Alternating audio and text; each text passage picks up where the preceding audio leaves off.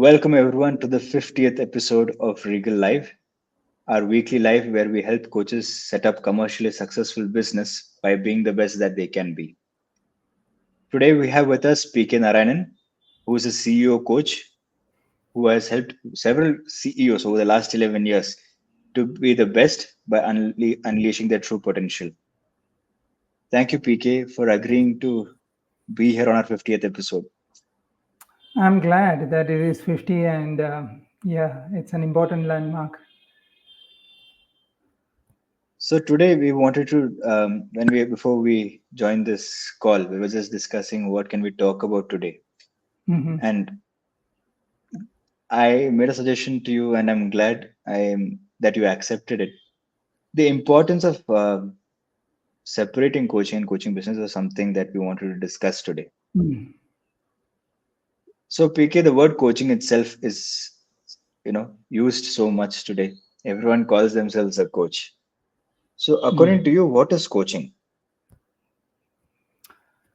See, coaching is defined in multiple ways by different global coaching organizations as well as people who are being termed as coach for n number of years, and it's very common in sports, and it has a connotation in businesses, especially recently in the last 5, 10, 15, 20 years.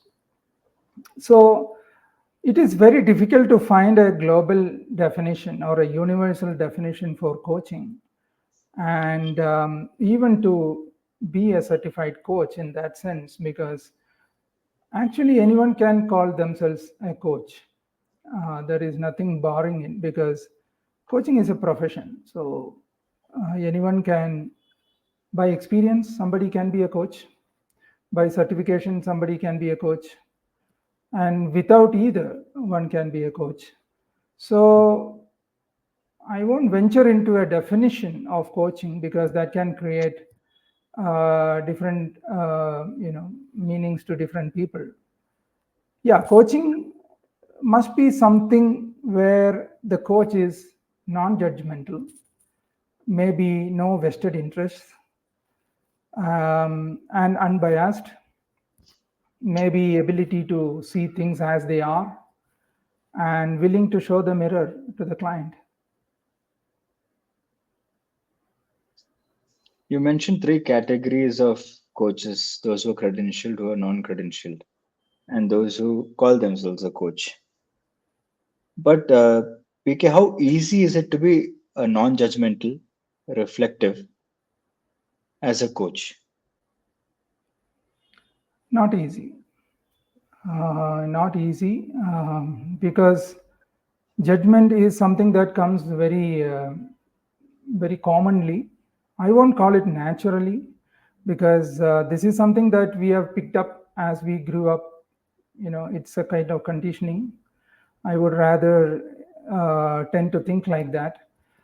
But is it impossible? Never. It is not impossible to be non-judgmental. It is very much possible to be non-judgmental. A bit of training, a bit of practice, a bit of being conscious. One can reach there. Yeah. So that is the attempt, and whether one can be non-judgmental forever, no, it is moment to moment. So it's a journey that is a very conscious one. And in coaching sessions, one needs to be conscious enough to be the qualities that, or to display the qualities that we discussed. So PK, you mentioned that it is important to display these qualities. So you have coached CEOs for the last 11 years. How comfortable are your clients not being judged?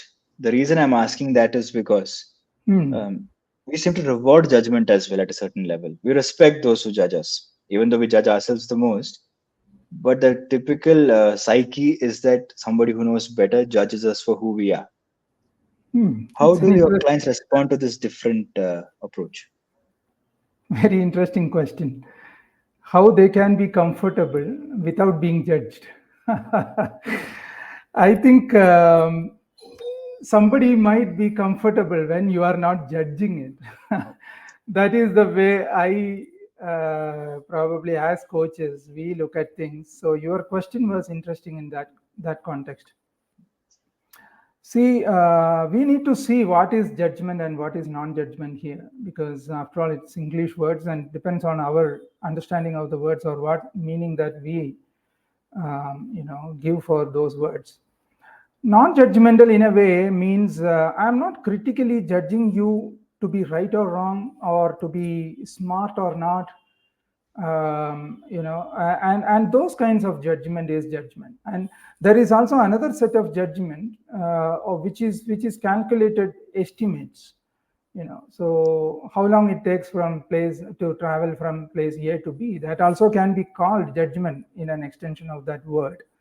But what we bring in a coaching conversation, non-judgmental, is not to be prejudiced, not to be biased, not to be having interest, vested interest in particular, about guiding or directing or viewing a particular thing in a particular way.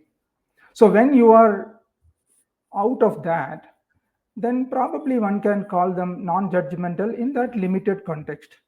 So when you are that, people can feel free to express themselves. They feel free to open up and even discuss something that they keep so close to themselves. And there have been such instances. I mean, many times my client tell me that no one else knows it. No one else knows it other than them, what they share with us. So how is that comfort coming in, or how is that freedom to express comes in? Only when we afford them a chance to be themselves and an assurance that we are not judging them, and we won't use it against them. So that is the trust that a coach needs to earn, and that is possible. We can be that. Being a coach, we can be that. Thank you for presenting the context, PK. So now let's get to the topic. So especially a lot of us who are certified coaches, we take a lot of pride in the competencies because the competencies just work. They are great enablers in the coaching engagement. But very often what I have observed in coaching business is that coaches tend to bring in those competencies even in the day-to-day functioning of a business. And I feel that comes in the way of the potential of the business. What are your thoughts on that? It's very important to be discriminatory in our roles. Discriminatory in a positive sense. We have a sense of discrimination, and we need to use it. See, we cannot be a coach everywhere. For example, when I am a father, I am a father. When I am a brother, I am a brother. And when I am a friend, I am a friend. And when I am a coach, I am a coach. And when I am a business person, I am a business person. So that sense of discrimination is very important. And business of coaching, as you mentioned, in the importance of separating coaching and the business of coaching, this is an area of confusion for many certified coaches. And my experience of interacting with a lot of coaches are that this boundary is absolutely mired, and this boundary is either not existing or completely in fog. This is creating havoc for a lot of coaches. And well-meaning, genuine, qualified, competent coaches, they don't find it as successful as they must be, because they are not positioning themselves well. They are not running the business as a business. See, any business, the business of coaching is not an exception. Every business, any business, including a business of coaching, has certain characteristics. We need to be aware of that. We need to be seized of that. For example, there needs to be a purpose, there needs to be an objective, and most of them, if not all of them, are profit oriented. All businesses are profit oriented. Yeah? So the business of coaching also should aim to generate profit by providing the service. Value creation, another very common characteristic of business. If you don't create value over a period of time, you become irrelevant. So you need to be offering the services. At the same time, you need to be seen as adding value. You need to be seen as providing value. Yeah, service is an intangible offering, as you know, like a product which you can touch, feel, and experience, and a service you cannot, and coaching especially. So while dealing with an intangible service offering, we need to be seen as adding value. It's very important. And another characteristic for a business is revenue generation. If the meter is not ticking, or if the revenues are not coming in, what kind of business would that be? And that is very important for growth, profitability. Pure coaching doesn't need revenue. Yeah, you get certified without earning any revenue, in fact, through your peer coaching and pro bono and this and that, you become a good coach without any revenue. But in a business, you need to have revenue. So there is a difference, you see. And customers and market, for example, a business requires a target segment. Any business requires a target segment based on your services, based on the price point, based on the geography which you are in. There is a target segment for any business, including a business of coaching. But coaching as such doesn't require any target segment. In theory, you can coach anyone. You can be a good coach, coaching anyone. But business of coaching doesn't work that way. You need a target segment because it's business.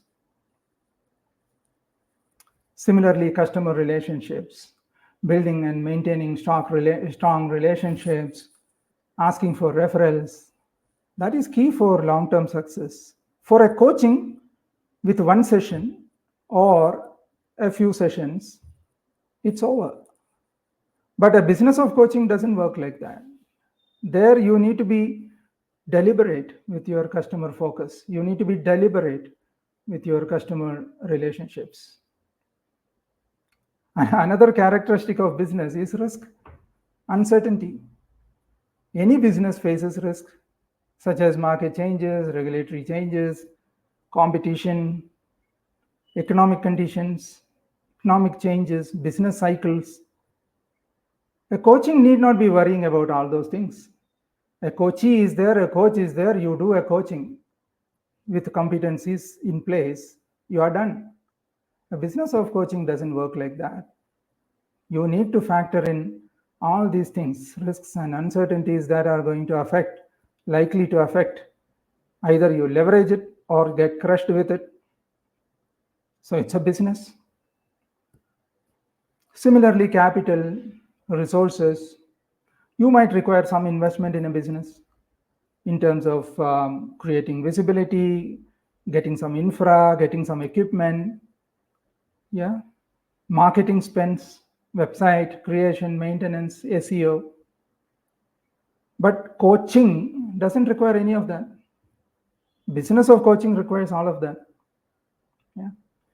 Legal regulatory framework. Any business is not outside the legal framework. Any business and every business is to operate in a compliant fashion, whether it is legal structure, proprietary partnership, LLP, whatever, or regulations or tax obligations for that matter, the TDS and the GST and so on and so forth. Coaching doesn't require any of that. But a business of coaching requires all of that.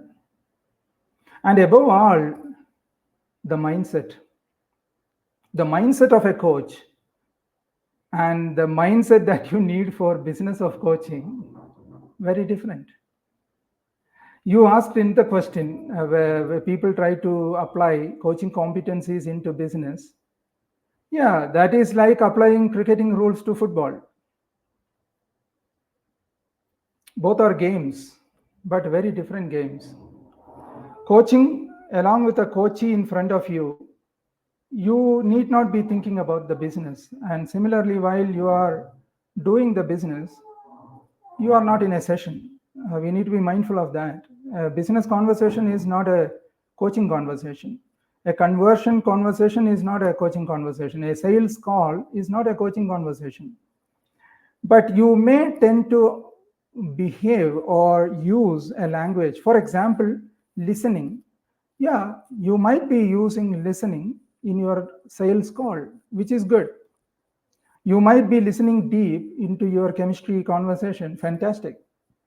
But the business values that you apply on a business is very different from what you do in a coaching session. So the mindset of that of an entrepreneur, that of a businessman or a business person, is to be very much there as a business.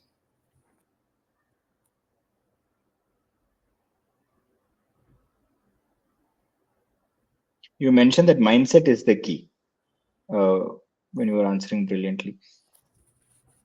What are the first few steps that a coach can take who is in this trap of mixing the product with the business to make that separation? The first step is to appreciate and acknowledge that these two are two different things. That is the first and foremost step. Wearing a different hat. So one needs to wear a hat of a business person and plan the business. And that is the one that we need to be the most mindful about, in my opinion, is that appreciate the role, understand that business is business, and understand coaching is coaching. And the only thing in common is business of coaching. So everything else seems to be different, and we need to appreciate that. And that we do with many other roles very easily. We are being a father where we need to be a father. We are being a brother where we need to be a brother. We are being a neighbor when we need to be a neighbor. So appreciate, acknowledge that coaching is not all. Coaching is coaching, but business of coaching is business. And just once you identify, understand this separation, then you will do what is needed.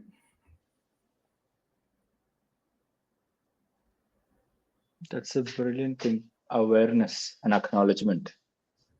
Actually, if I may say, you can bring in coaching competencies to bring in that awareness of the separation as well. That's a good one. Why not use the coaching competencies to bring this awareness? Yeah. Yeah. So, PK, in your experience, as we are in the last minute of the live, right? Just a figure in mind, what proportion of coaches that you have mentored in the business side so far have had this as one of the barriers to become successful as commercially successful coaches? Almost all of them. Almost all of them. Because that creeps in unknowingly. We are probably conditioned to believe that if you are a good coach, business will come, which is not a reality. So focus on becoming the best coach that you can be. That is the focus all the time, while on training and practicing and everything. And somehow we are made to believe that if you are a good coach, business will come. In my experience, in my view, and what I am seeing for the last 11 years plus, that is not the reality. So you need to, it's not just enough that your product is too good. You need to also market it, isn't it? Any other business is like that. If you are a great coach and nobody knows about you, what's the use? And the competencies that needs to be applied understanding that is very important, very, very important. So if I may take the liberty to say, applying coaching mindset beyond the coaching conversation to the business side can be a barrier, because there you need to be an entrepreneur mindset. Yeah, an entrepreneurial mindset or a business person mindset is a must. It's not that it is preferred. It is a must. It's not a preference. It is just as important as, to be alive, you need to breathe. So PK, as we come to the conclusion of the 50th episode of Regal Live, any closing thoughts? See, Subhash, me, and John, we have been mindful of, reaching out to the community and help create this awareness. We need to become the best coach that we can be. There is no two questions about it. We need to be the best in the craft. And on top of that, we need to also do the aspects that needs to be done for furthering the business. So that is where we have created this Coaching Unlimited as a program for creating this awareness and generating the momentum for coaches to self-propel after they go through that. So I think there should be more efforts and attempts like that. There should be more people getting sanitized about this difference and the need to focus on business of coaching right from the beginning, not after some time. Because initial years are very important, because most of the coaches come from leaving a lucrative job or some other profession, and suddenly, feeling dry for some months can upset even the mindset, and it can even paint a wrong picture about coaching. Meaning even that coaching is not what the market wants, or all those kinds of assumptions, which might be misplaced in most of the cases. Coaching has a lot of value to the society, a lot of value to the community, provided we reach it to people. Just being a coach is not enough. I also heard this interesting statement that a lot of coaching certifications, globally reputed certifications, focus on coach development rather than business development. And it's only now that they start focusing on business development as well. So for me, Coaching Unlimited also acts as that bridge between the market and education, as it were. Without forgetting that competencies is still the structure, but as you said, PK, the competencies need to find the right customer for it to make commercial sense. Absolutely. Otherwise, it will remain with no use to anybody. So PK, if you have a couple of minutes, we have one question, if I may ask. Yeah, we can.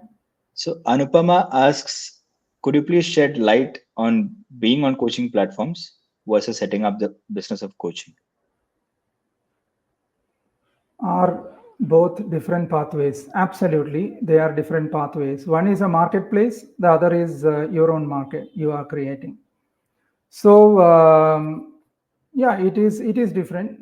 Being in coaching platform is not a bad idea. In that case, your business funnel or the sales funnel becomes easier. Someone is feeding you, and if you are on your own, you need to hunt for your own prey.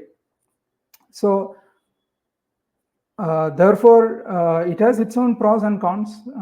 Once the algorithms start behaving differently, suddenly you might see kind of graph shifting up and down drastically.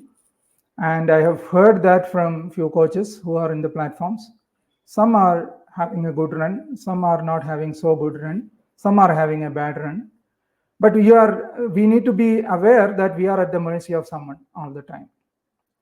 And something happens to the platform or something happens to the brand or something happens to the IT systems and the algorithms that which we are not aware of. So we might be, I won't call it a victim. We will be influenced or impacted by things that are beyond our control. Fair enough to say that. Whereas if you create your own market, if you create your own business of coaching, things are much more predictable and much more under your control, kind of, where you will have your own funnel, which are more certain and more predictable, and you will be exposed to lesser vagaries of external environment. So it has its own pros and cons.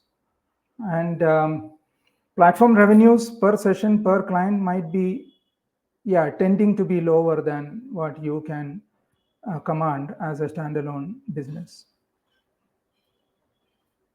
These Thank are you, some of PK, the for thoughts. sorry, apologies. Thank you for your time, PK. Dear viewers, we discussed this and so much more in Coaching Unlimited. It's the 6th edition. It has evolved over the years, and the current edition is proof of that. It used to be purely residential. Now it's non-residential, and you can actually take up the first 2 days for coaching competencies mastery, or the next 2 days for the business of coaching separately, as we want to figure out how to create the best value in the market. So we are constantly tweaking it to perfection. If you're interested, please do comment in the live. We will reach out to you. Thank you, PK, for making this 50th episode so exciting for us. Thank you very much. Glad to be here. Thank you. See you. See you all next Thursday, same time, 9 p.m.